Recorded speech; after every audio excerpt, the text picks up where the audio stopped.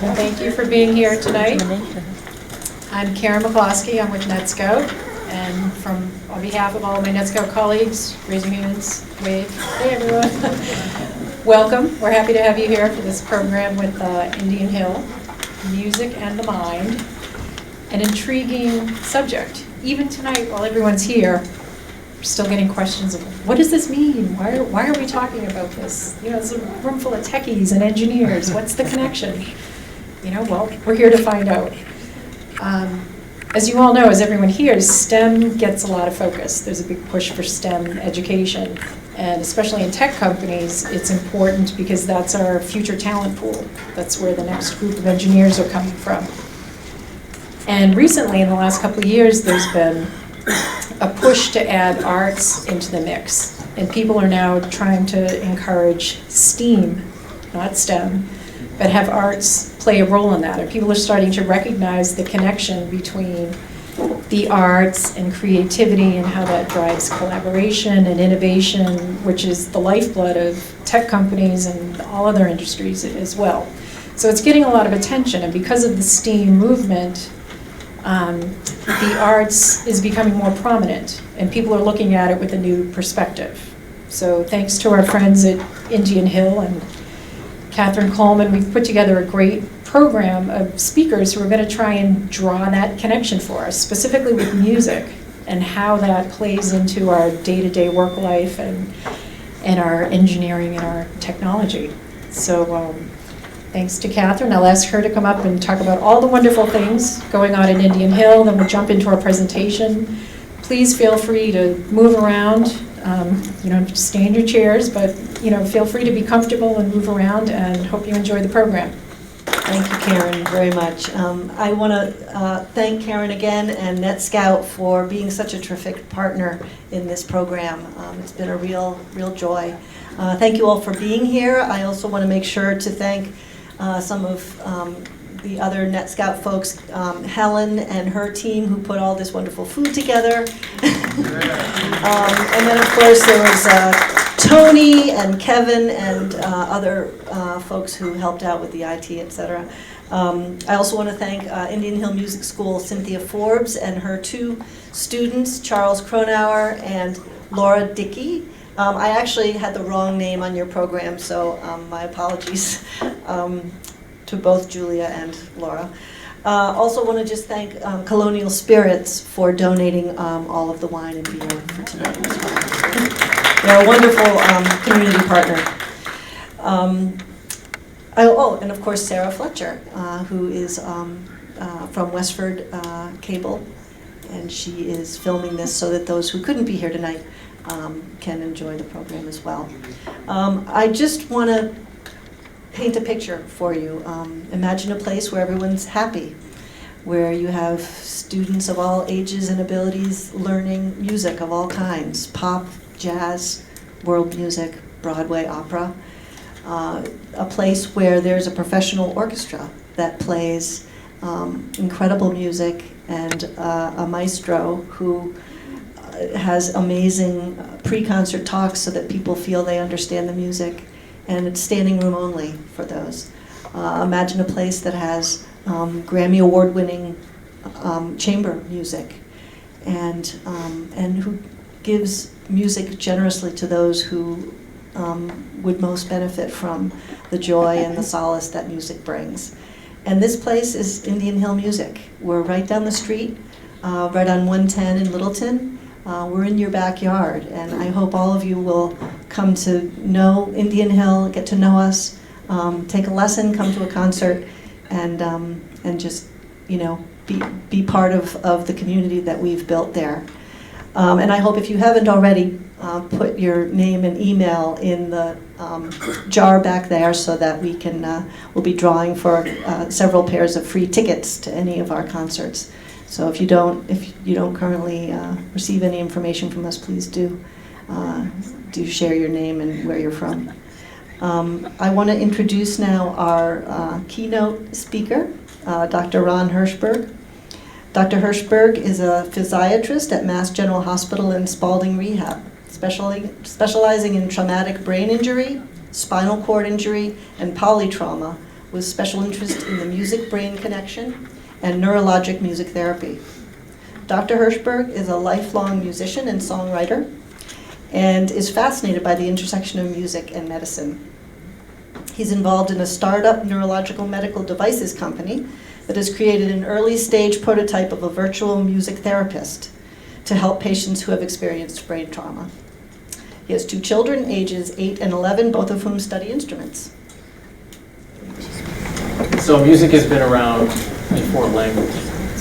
Thousands and thousands of years. There's evidence, there's archaeological evidence of this. But it's kind of amazing that in the last 10, 20 years, science has really discovered why music makes us tick and why some of the works of Oliver Sacks, you may know of in the 80s, the neurologist that sort of was one of the pioneers of why music is so special in the brain and neurological disorders. We've found out so much by modern imaging and some of that work that Oliver has done and others. Now, part of what music does to the brain is what exercise, physical therapy, even medications, meditation does to the brain, and that's really neuroplasticity, right? So plasticity is the ability of the brain to shape by experience. And the psychologist William James in the 1890s, which seems like a long time ago, but really not in the scheme of music, first was someone to coin that organic matter, especially nervous tissue, seems endowed with a very extraordinary degree of plasticity. This was, almost 100 years before the first MRI. One is what you think of in stroke and brain injury and other areas where there's an area that's injured and there's an area that's not injured. And the non-injured area steps to the plate and helps out the area that's injured. That's a functional plasticity. A structural plasticity is the area directly in an injury, but it's also that area in the brain when we're kids or adults at any age and when we learn something new. And I was just talking to some people earlier about you don't have to be 10 years old to learn an instrument, and I think a lot of us can relate. So it's really about learning, change, and we know this by studies in injury to the brain and development. The arcuate fasciculus is this fancy terminology for the input of the auditory response in the temporal lobe that comes to the frontal lobe, and this is where language lives, basically. It's also where music lives, okay? It's where sound perception and production is. And what we know is that with functional MRI studies, the more that is used and the more that kids learn music, the more that fiber, that highway of fibers, hypertrophies or increases in size and weight. So this is a study that Dr. Gottfried Schlag at Beth Israel Deaconess, he's a neurologist, has done a lot of great work in this area. If you look at the left side of your screen, that's that arcuate fasciculus there. And that's a real person on the left. And that's a non-musician. On the right is a musician, and you can see what's different. This is the arcuate fasciculus, and although it's not as dramatic as the last picture, it's almost twice as thick, or 60% thicker. That's a MRI depiction, basically, of musicians as they learn more music, and you increase the size, and that's of the arcuate fasciculus. That's one study that's sort of one of the landmark studies in this field. And there's other areas of the brain that are actually increased in size and weight as well. So as I said before, we know about evidence for music impacting the brain by the developing brain and by the injured brain, and sometimes both. So we know that initially newborns to 6 years have rapid brain growth. The cells are multiplying and multiplying. By 7 to 10 years, I've highlighted this because that's where some of the studies show that that's your most bang for your buck with input to the tracks and increasing the size. And that's Abby there, who's 8 years old. So she kind of fits in that category. Now, we start to improve with visual, auditory, visual, spatial, somatic systems as we get into our teen years. And above 21, we're still actually working on our frontal executive functions, sometimes is not as much as we would like in situations, right? But that always expands as we get older. Now, we know a lot about from the young brain. I won't go over all of these studies, but I think these are pretty telling, is that Gottfried Schlag, a while ago now, actually showed on MRI that the corpus callosum, which is the connecting fibers between the left side and the right side, hypertrophy or increased in kids that were less than 7 versus older than 7. So the corpus callosum with music impulse was increased in kids that started music less than 7 versus starting music after age 7. And not to say you can't always increase that size of the corpus callosum, but that's sort of the peak, we think. And another researcher, Steele, showed that the corpus callosum was basically, the size of the corpus callosum was related to the age of onset, just like Gottfried did. And that's the corpus callosum, just to give you a visual. It's the highway between both sides, the left side and the right side of the brain.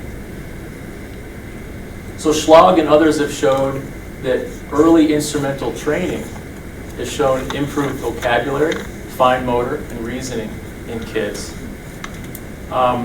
Schellenberg has shown that a 36-week training program in music versus drama actually showed increased IQ in the kids that had the music lessons versus the drama. And when you look at just the music lessons, it's unclear why, but the singing, the kids that were focused on singing versus a keyboard instrument had a higher IQ.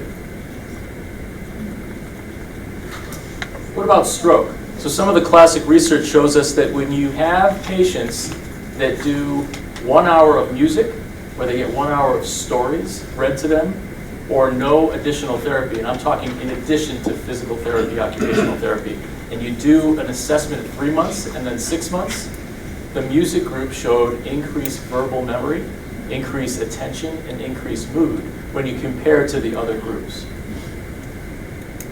It's been shown as well in the same group of people that not only did they improve behaviorally and functionally, but the left and right superior frontal gyrus and limbic structures were increased.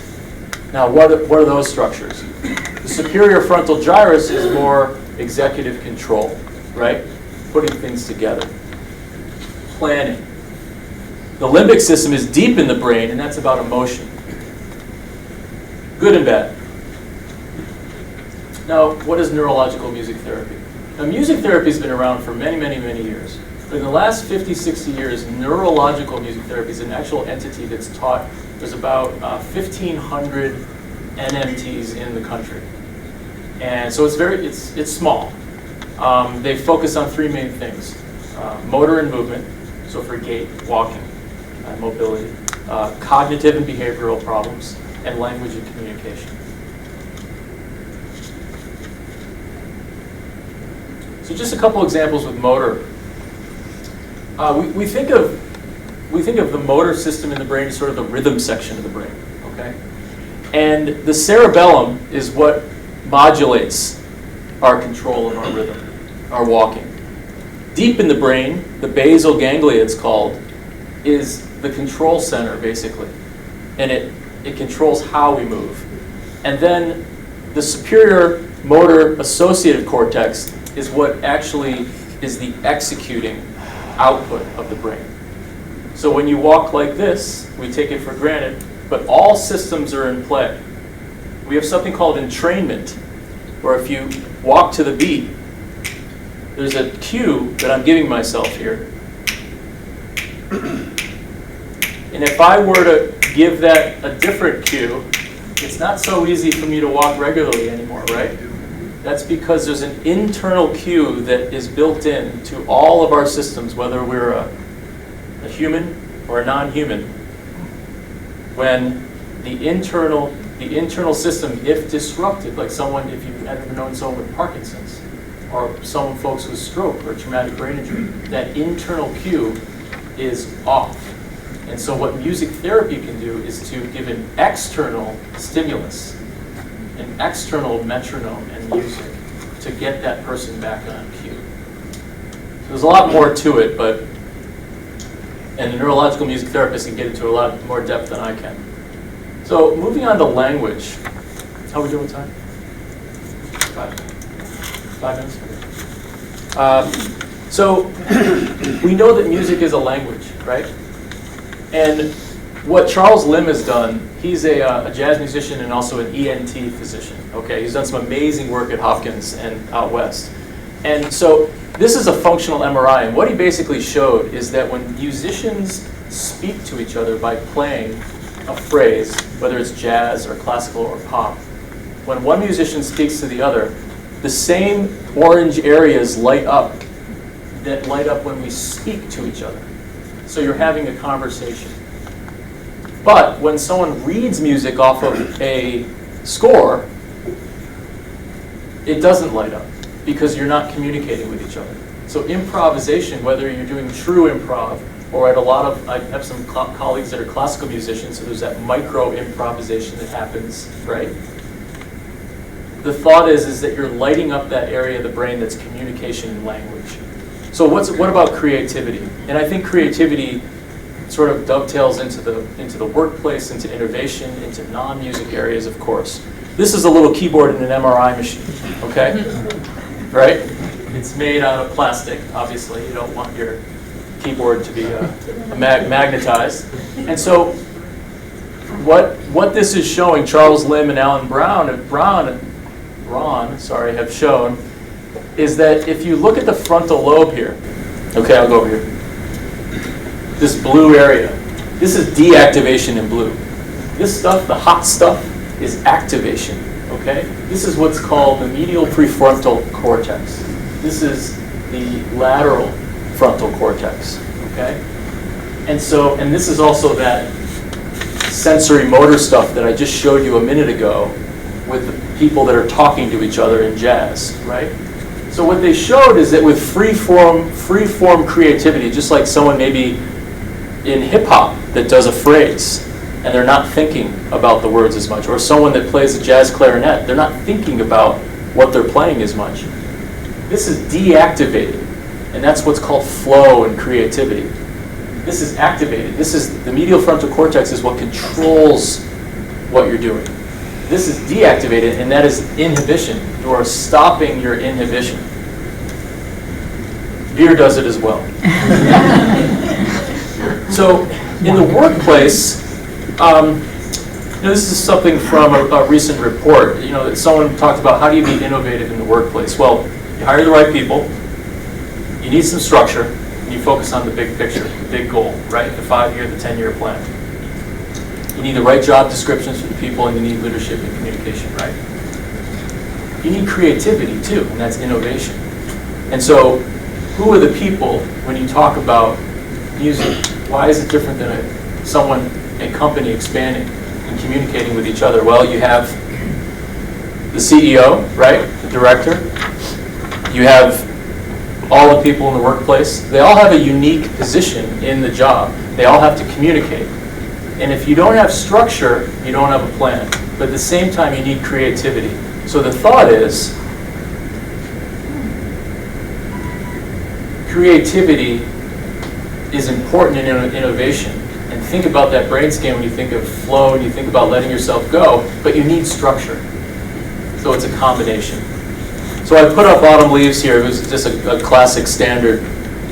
And it makes me think of a form that you follow, that musicians will follow as they communicate to each other. But that form has been around for I don't know when, I forgot who wrote that, but I don't know how long that song has been around, but that's the same form people have been playing. But it's always different in the creative process.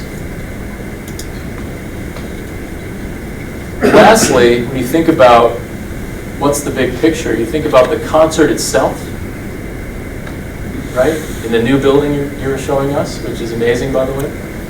And you think about the concert itself, but really that's just a part of the concert series. And really the vision, the big picture of the company is sort of where is that going in 5 years? And I don't have all the answers for that. That's for Indian Hill and everybody else, of course. But I think there's an analogy here for structure and creativity, and wanted to use it with a music analogy. So thank you very much.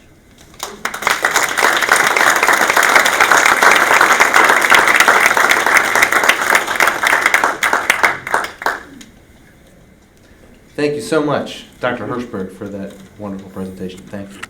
My name is Pete Robbins. I'm the Director of Education at Indian Hill Music.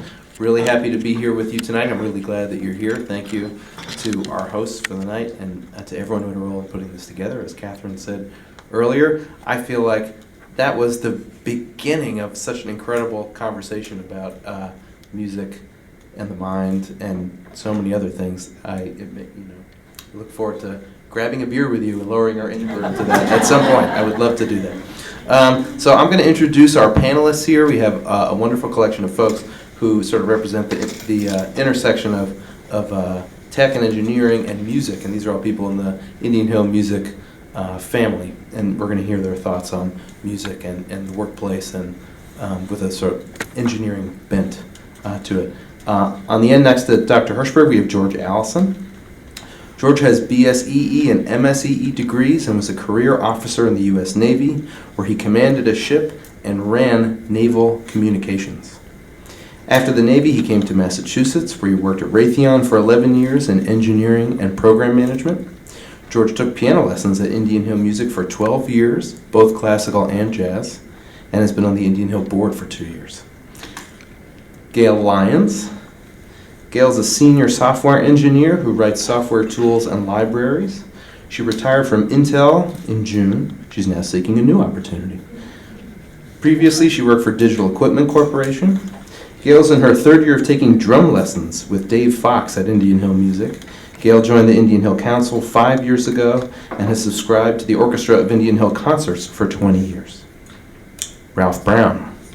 Ralph Brown served for 15 years on the Indian Hill board, 8 of them as chair, and received a Chamber of Commerce Award for outstanding board leadership.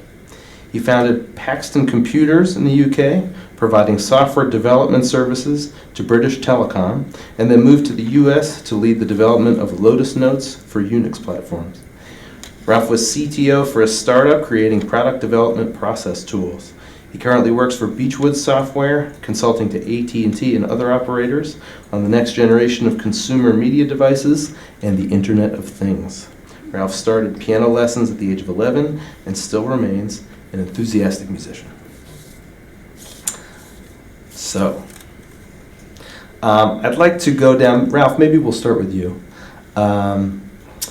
So, these folks have heard about your professional life, but perhaps you could tell a little bit more about your musical story and about how that relates to Indian Hill Music. Let's keep this to just a minute or so, and so we can sort of after that dive into the more substantial things.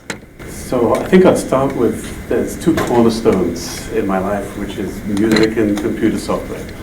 And I think I would credit my mother with, maybe when I was 6, where she introduced me to the Carnival of the Animals, which, for those of you who don't know, is an orchestral piece which the orchestra replicates the sound and beauty and vision of a whole gaggle of animals. But at 6, I realized that this was something that was important to her. And it must have struck me as really important because I worked out later that this was the gift she had given to me, for me to enjoy, as she had given up smoking. And with the money she saved for the month, this was the 33 RPM record that she was now playing for me. And that stuck with me. And maybe that stopped me smoking, which is another whole thing, but it's certainly been a piece of me. Music has been a piece of me for the longest time. Let me hold there. The connection to Indian Hill is I moved here, and I was so enthralled to find Indian Hill just on my doorstep, and clearly an outstanding organization. 20 years ago, I said, how can I help? And that was my beginning of my long connection with Indian Hill. Thank you for Gail. So, well, my story is a little bit different. I liked rock music. I didn't like classical music. I didn't want to listen to classical music. And I didn't take any sort of music lessons either. I really was not musically inclined at all. But I married a musician. And so music came into my life that way. And I started attending concerts because he wanted to do that. And began to learn about them. And of course, once you know what you're listening to, you enjoy it more. And as I increased in knowledge, thanks to Bruce's talks a lot, I began to enjoy it more. And now I really look forward to the concerts. I started my drum lessons 3 years ago, and I have no musical talent. And I really did not anticipate taking lessons, particularly at this stage in life. But my husband gave me some hand percussion so I could play with him while he did performances. And I thought, well, I'd better learn how to play these things. You know, I had a bongo drum and tambourine and some shakers. Like, I need to learn how to play these. And so I had a student come and teach me simple things to do with these. 6 months later, I have a full drum kit in my bedroom, 3 cymbals, 5 drums, and I've been taking lessons ever since. And now I've just joined a trio, and we're beginning to play around. And we played at Red Hat last month. So it's been a very fun journey and not something I anticipated. So for those of you who think you have no musical talent, and really try it, because it's fun, and you really can learn even at this stage in life. Thanks, Gail. Rob, we're going to skip you for a moment. George, we're going to go to you. Because you had a turn. So I also came into this kind of late, having been in the Navy for most of my life. Always wanted to learn to play an instrument, but never was geographically stable enough or had the time to devote to it. So when I came here, even though I was working full-time, at least I had a place to live. So found Indian Hill and decided I'd just start from scratch and learn the piano. And I was told that it couldn't be done. Well, it can, but it's really difficult. And but you have to do it the same way the little kids do it, is practicing an hour a day and devote the amount of time to it that you need. But as the doctor was saying, your brain is not plastic anymore, and certain things have ossified in there. But you can develop, you can develop the new pathways, and it can be done. You can learn to play with both hands on the piano, but you know, they say 10,000 hours and you get good. It's going to take 40,000 or so to get good at this stage. But there's more to it than just learning to play. There's the whole rewarding feeling of understanding what you're hearing now and being able to hear Miles Davis and know what he's doing, and the enrichment that you get from it. Fortunately, we have this great resource that contributed to that. Thank you, George. I would also add that at Indian Hill Music, practicing an hour a day is going to be like you're going to meet and exceed all your goals, and we fully understand that that's not possible for most people, especially adults, working people, especially people with families, being able to sit down and practice for an hour every day. That's not what we require at Indian Hill Music. We meet people where they are, and we take you to the next level. We have great teachers who set their expectations appropriately based on what works for you. But an hour, I mean, don't let that discourage you from going an hour a day. My wife also agrees that I don't need to practice an hour a day. Dr. Hirschberg, let's go to you. So I'd love to hear about your personal musical journey a little bit, and then maybe you could tie it in also to how that has informed your work and your professional life, how you think it's affected it. Yeah, I started off really loving the single instrument, the performance in clarinet, and I was very interested. I focused many hours on performance, and this was, in probably 4th, 5th, 6th grade, and it was sort of the epitome of trying to get it exactly right. And I loved it, and something changed into high school where it turned into saxophone, and I think that's a common problem that clarinetists always go through. And then I discovered jazz, and I discovered sort of, well, you can do this, and you can do this, and you can sort of interact with people, and it was this whole new thing.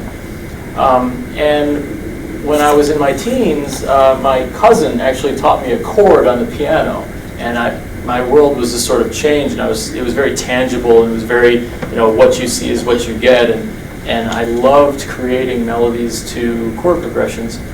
And I became more of it's sort of the opposite of reading off music. I could not read on piano. It was completely just sort of chord and jazz and blues based.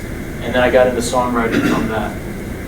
And so I was very involved in that in my teens and 20s, and I actually did like a Northeast tour with a band I was in. We did a lot of original music, and it was great. And then the sort of other stuff happened in my life where I decided to go into medicine, and the snowball started just like other careers. And 17 years later, I got back into music. And so I was always dabbling it for a while, but it wasn't until my late 30s and when I turned 40 actually is I decided to really pursue it more. And that's the same time that it dovetailed with my medical career in neurorehabilitation.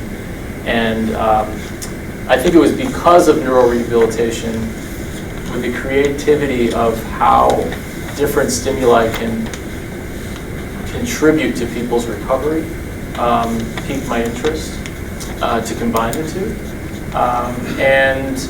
And also was having kids, because I think having children was a real impetus for me to see creativity through their eyes. And as they started to play a little piano and sing, that was a real sort of trigger for me, I think, to get back into playing. Does anyone else want to speak to how their musical work has sort of informed their professional life in some way? I will.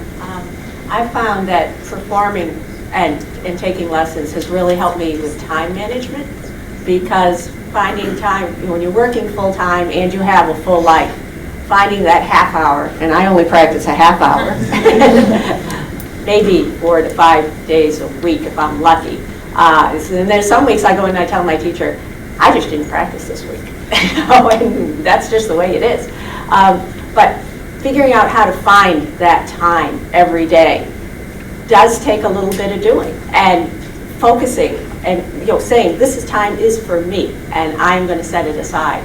That is a little challenging in this time where we're all so busy. And I think that was very, very helpful to bring back to work as well, to be able to sit and say, this time is when I'm going to do this. I'm not going to get pulled into meetings or reading email or continual interruptions. Being able to set aside time, I thought that was an important skill, and probably one I should have developed way earlier. So I'll go for one here. One of the things that has given me great joy is working with other musicians. One of the learnings for me was each musician had a different set of things that they brought to whatever the discussion was. One of the first, when I was a teenager, was the drummer, who at the end of a session was exhausted. His constraints, he was just done, and there was no chance of, we're going to do another verse, aren't we? Because when you play the piano, it's like, oh, I'm going to do it again, hell, let's go. It wasn't going to happen. And then working, enjoying, playing around with some wind players, the saxophone player in particular, where they would phrase stuff in a way I couldn't conceive of playing on the piano. Like, how do they even think about that? And it's something about the way you're breathing, and you just have to phrase things to take the next breath. So you're going to do that. That learning, which I'm sure I absorbed and enjoyed, I didn't realize how important it was until I began on a career with software developers. And software developers are lots of interesting things and lots of different skills, but you can't really do anything in software development by yourself.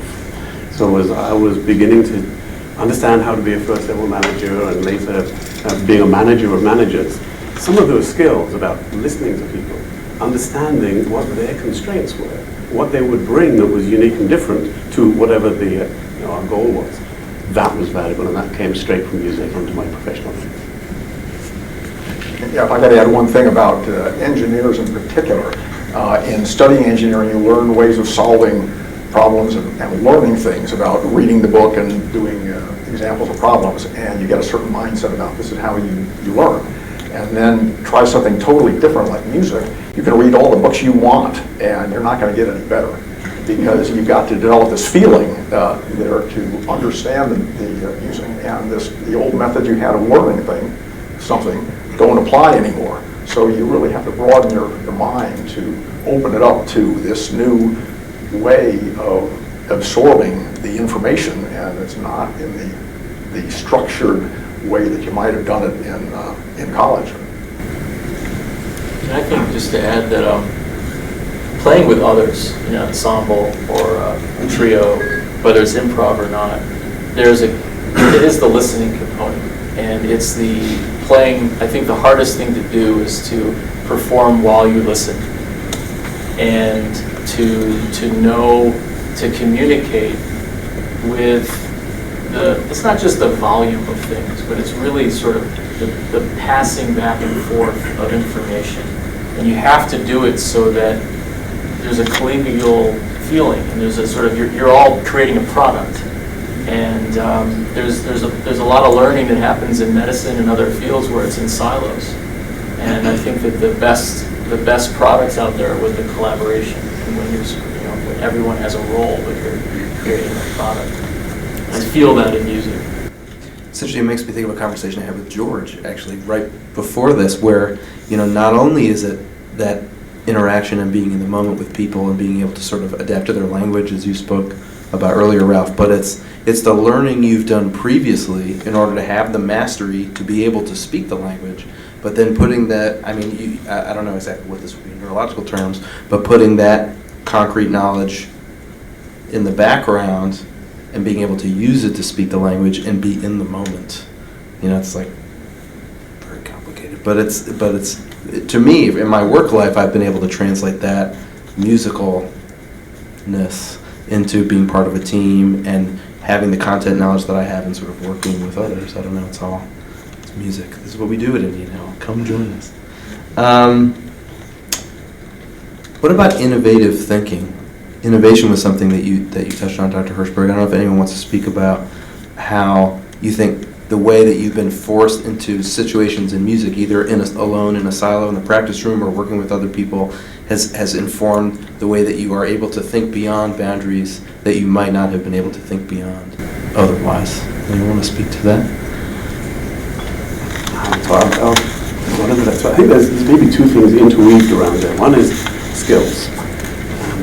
Whatever level of skills you've accomplished, the people around you who practice the same skills know for sure what your level of skills are. And if you're able to do something that's better or perhaps less. And I connected that with performance management. Because with software developers, whatever their discipline, and there are a myriad of software development disciplines, the people that practice those precise disciplines know precisely how you're doing. So if you're a manager and you're trying to figure out how to do performance reviews for people, go listen to the people who have exactly the skills. They will know. There is no possible way of talking your way out of it. And that sort of leads into creativity, but once you trust the people around you and you're under time pressure, I feel there's this connection with if you're going to perform something, it's so ephemeral. And even when I listen to music, the orchestra at Indian Hill, when I listen to it, if some of those musicians stopped doing what they were doing, that thing that's happening in my mind, over time, this enjoyment, the sequence, my expectation of what's coming, and my surprise where it's not quite what I expected. If those musicians stopped, it's gone. Truly ephemeral. And there's something around, some of us have been fortunate enough to work on applications and products which reach millions of people. But to get there, you need to have all of the skills around you and people who in this moment are going to work towards what's needed to get what has to be done now and want to do it. And I feel that sense of urgency and skills leads to a sense of creativity and observation. I'm not sure if this is innovation or not, but playing the drum, 3 years ago I couldn't play the drum. And so in computers, in computer software at least, things are moving so rapidly. The skills that I had 20 years ago don't apply anymore, and I'm always learning new skills. And sometimes you ask, well, here's something you've never done before, can you do it?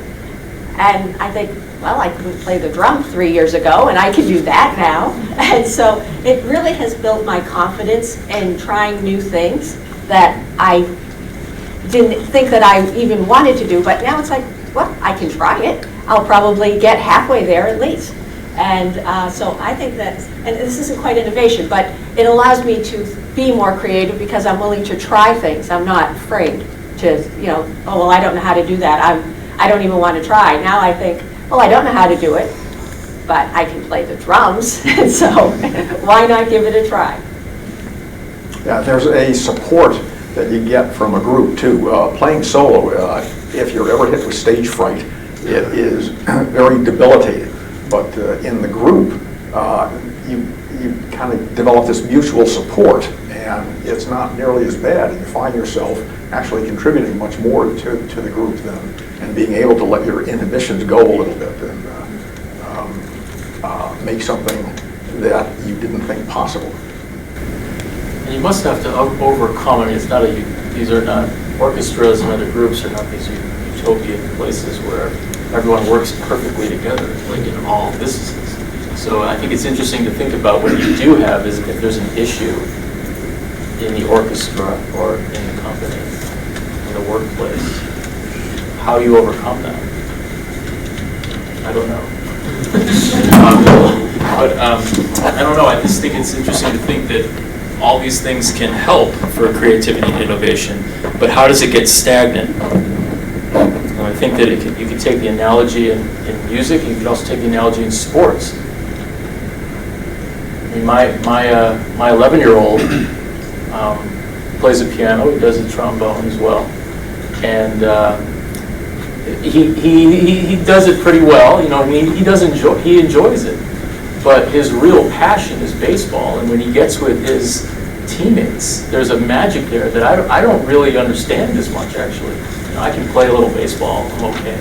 But I think the analogy is the same on a team of people, where you're going to have creative plays, and you're going to have risks, and you're going to have to support each other. And I think there's probably a very similar type of dynamic that may even happen in the brain in sports.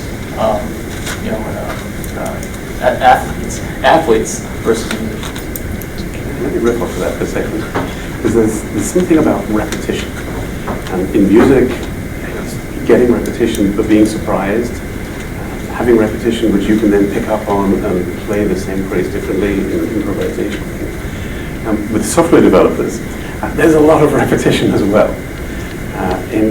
So I'll just jump backwards forward for a second. In classical music, there's a lot of repetition in even being able to achieve the performance of something. But as you hear different musicians play the same thing, especially if it's quite prescribed, and you understand enough, that repetition, where it's slightly different, sparks a whole bunch of stuff. How do you do that? What did they do? Why does it, the way you do it, sound so much more beautiful than I've ever done? To bring that back into the workplace. If I'm with my colleagues and on the whole they're bored and things are not going so well, too much repetition, perhaps like a repetitive, poorly played piece of music, but a little bit more excitement, allowing someone to do something, it's the same, it's within their skills, but they just do something that's different. And having an environment in which I can live off of that. It sparks an idea and I now want to go with it. Thank you. I'd like to open it up for questions. Does anyone have a question they'd like to pose to the panel? Yes. I can use that. So talking about jazz musicians who improvise, and they improvise partially on visual cues, if I think about technology and development and the trend, especially over the last 15, 20 years, for people to not be co-located, so you're working in development with people on the phone, online, they're in other time zones, they're somewhere else. How do you get around that and still benefit from the interactive things that help innovation the way that jazz musicians improvise in the same room? Yeah, I've worked in that kind of an environment. Working with Intel, it was a global company, of course, and we were always on the phone with people. And one of the things that helps a lot is when you have the rooms with the screens that show the other conference room, so you do actually see each other. Or when you Skype, you have the little square face there, so you do make eye contact. And that does help a lot, being able to see, because body language is very, very important. And not being able to see people and see their face, it's very hard to always pick up the undercurrent of what they're saying. And so I found that having a visual of the person is really very, very helpful myself. So it's not quite jazz, but it is helpful. I mean, but I think it's the same way with jazz. It's body language too, and looking at each other in the eyes and communicating that way. I would also add that in music, and popular music particularly, there's a sort of trend that mirrors that in the way that a lot of people make music together. You know, since recording at home is so much easier than it used to be, you have people, you know, somebody in New York will create a track on their computer, email it to their partner in LA, and on their own time they can add to it, and then this is how composition works a lot now. Well, I think it's interesting because, sorry. No, go ahead. It reminds me of, it's a very interesting question because of the sort of the paradox of social media connecting us more when it's really bringing us apart. Because no one's sitting in rooms like this anymore. Well, some people are, and talking with each other. And very few people are even talking to each other on the phone. And so people are so much more connected with the world. And you can do amazing things like sending a track from New York to LA and back, which you never could do 10, 20 years ago, of course. So there's things that are improving and things that are lacking. And in telemedicine, there's, you see patients. I know colleagues that see patients, up in a cabin in Maine. And they're down at Mass General Hospital and they're having a connection, a psychiatrist or neurologist. And it's incredible because you're getting, it doesn't matter if you're down the street or halfway across the world, you're having a medical conversation with the technology, but you still don't have that sort of physician-patient interaction in the room, that privacy. So I think it's a really interesting point. So it's an interesting question, and I wonder if there are many types of creativity, and it made me think about two in the professional world. There are things that are in the moment and now. So if you're collaborating and you've got people scattered around the world and different time zones, and sometimes you can see them, sometimes you can hear them, sometimes you can't really hear them very well, but still, there's something that has to be done now.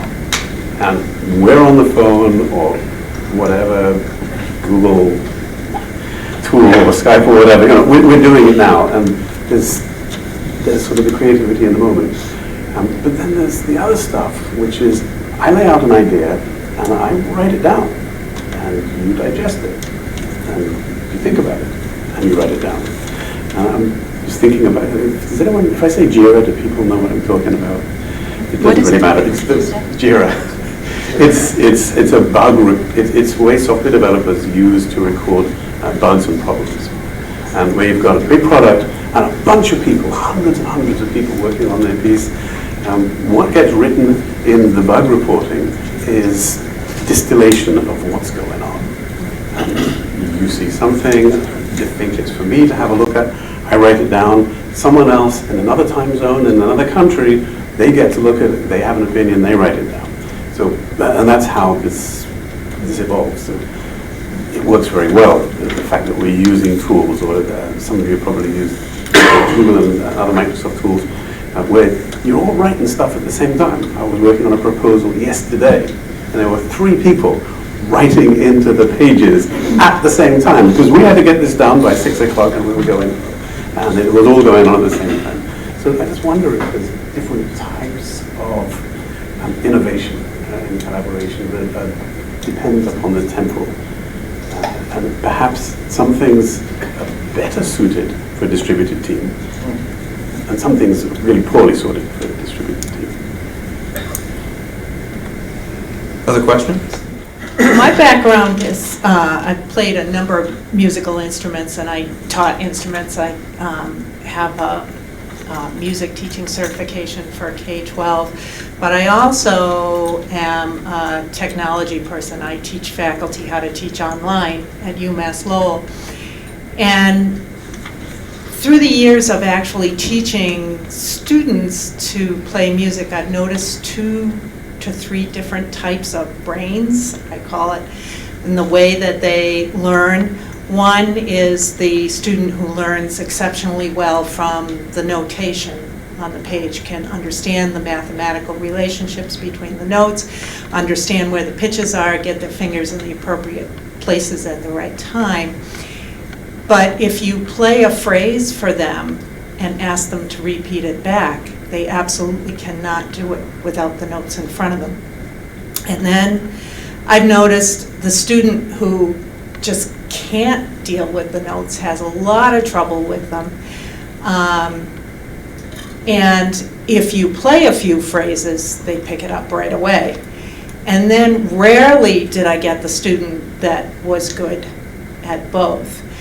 And I'm bringing this up because we're talking about different types of creativity. And in the workplace, I used to work at Wang Laboratories as a software engineer also. So I often found that software engineers were often excellent musicians also. There was something in the brain. So I wonder if any of you could, we all talk about the creativity of music and the ability to play it and enjoying what we're doing, but it has always seemed to me that there are different types of music brains. And I wonder if any of you could talk to that.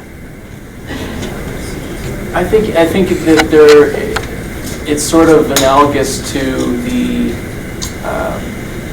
school children that are sort of the math science kids versus the English, used to call it social studies history kids, right? And then you have sort of the ones that sort of see both sides. And there is, like I talked about a little bit, but there definitely is more and more research into what music does to certain areas of the brain and how kids are exposed and how adults are exposed. I think there's a big mystery. So you definitely have different types of learning, and I'm certainly not sort of an education learning expert, but what I can tell you is that there's different areas of the brain that are going to be more robust and expanded upon with different stimuli. And so it's possible, I would sort of hypothesize that, and there's been some work in this, that the notation, the kids that will sort of be more masters at looking at the page and knowing where to go next, and the mathematical relationship are the kids that are more adept in math. And it's also possible that the kids, so we talked a little bit about the kids with the sort of the overall IQ, were the singers versus the keyboard players, and some of that auditory response, they have shown that more exposure to singing in particular at an early age has shown that there's more verbal reasoning and semantic language. So, I don't know if that tries to answer your question, but it's complicated.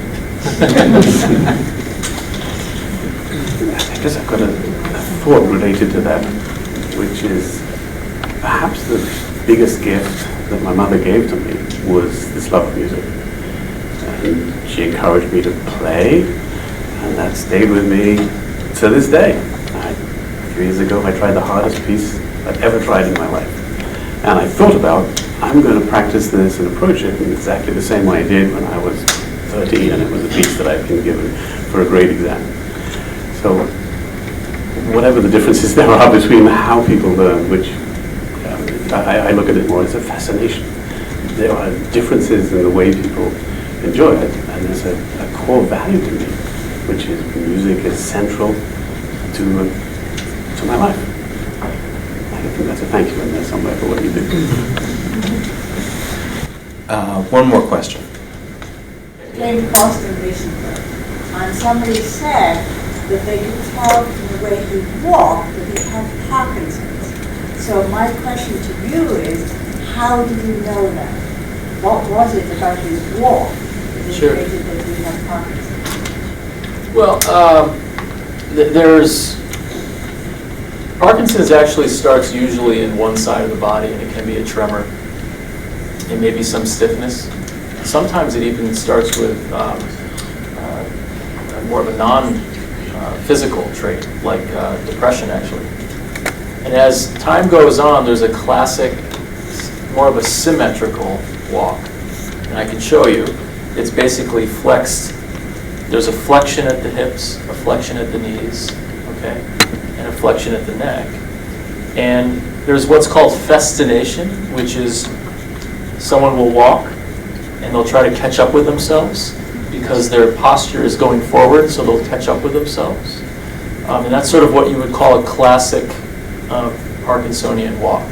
So it's possible that they had sort of a narrow base gait and a little bit of short steps and maybe some bending, or maybe a combination of those.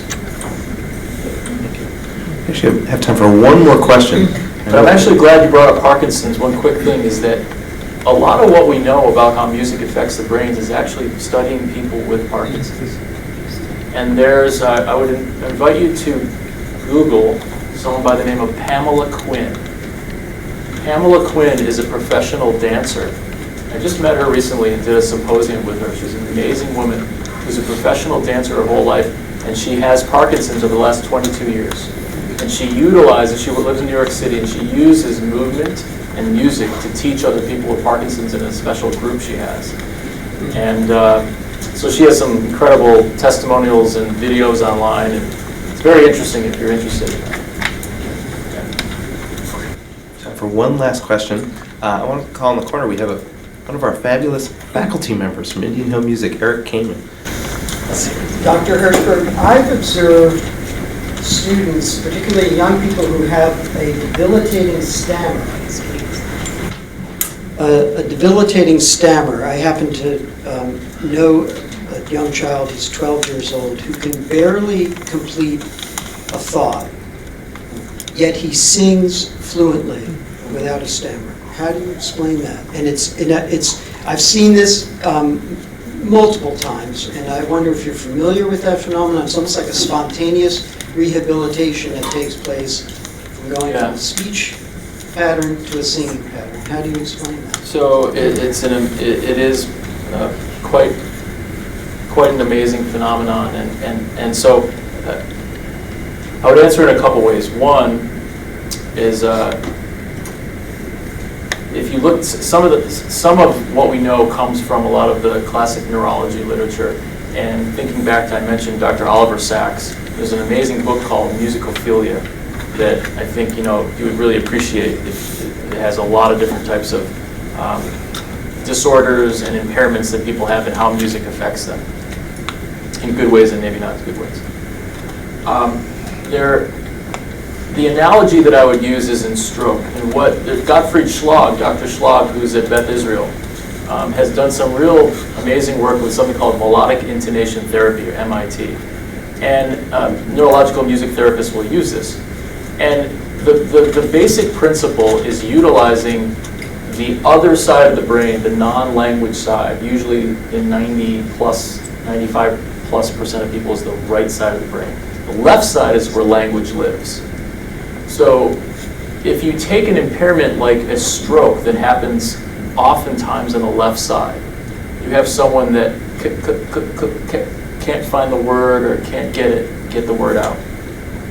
However, what happens with music therapy is someone will grasp, in a sense, the right side of the brain that steps to the plate, crossing over that corpus callosum, what I showed you earlier, and does some of the job of the left side of the brain that's injured.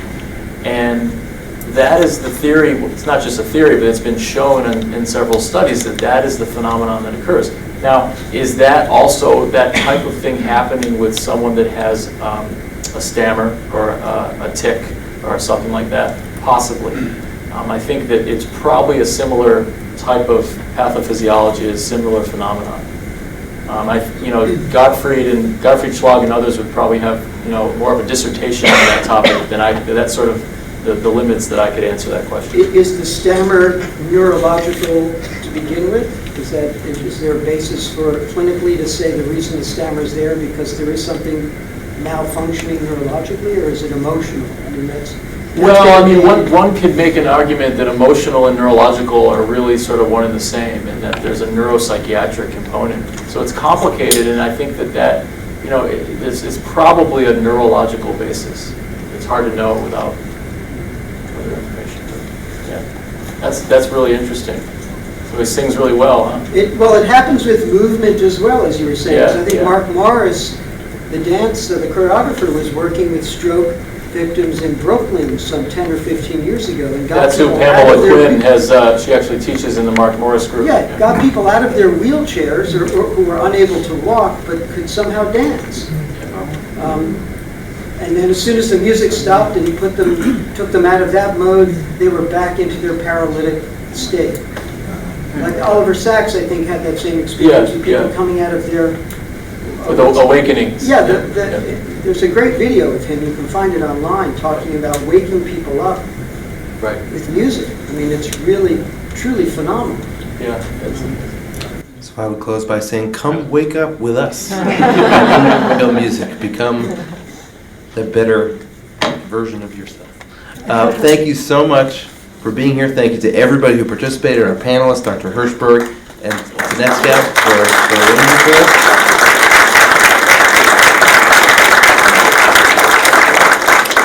Please feel free to stick around, talk to any of us from Indian Hill Music, and thank you very much for coming.